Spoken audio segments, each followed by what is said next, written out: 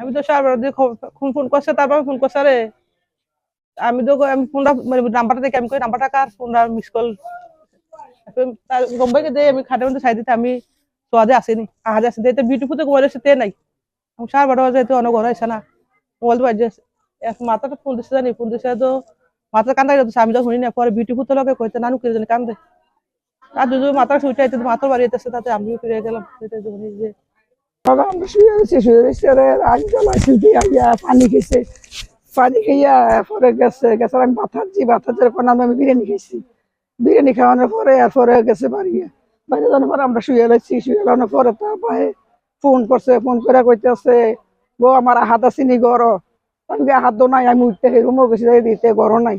তারপর তার ভাইয়ের কাছে আবার ফোন করছে, আমি তো গড় নাই তার ভাই এমনি চিল্লা বলা করতে আছে আমার ফুট নাই, আমার ফুট শেষ হয়ে গেছে। এমনি আমরা মাছ সব আমরা দৌড়ি করে লাশের কাছে গেছি, যাই পুলিশ অ্যাম্বুলেন্স সব আইছে। আনার পরে তো তারা কয় নিত না, সবাই কইতেছে লাশ নিত না, এরপরে কইছে এখন আমরা এলিছি আর কতক্ষণ পরে তো তারা বাইতে আনছে। রাতে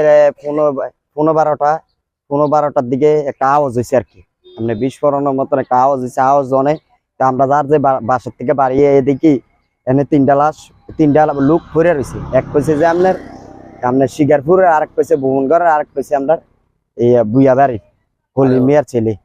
এরপরে পুলিশ প্রশাসন গাঙ্গাইলে আসলো, তারা ডাক দিয়ে আনাইয়া তারপরে ফায়ার সার্ভিস আইসে আইয়া তারা প্যাকেটিং করছে।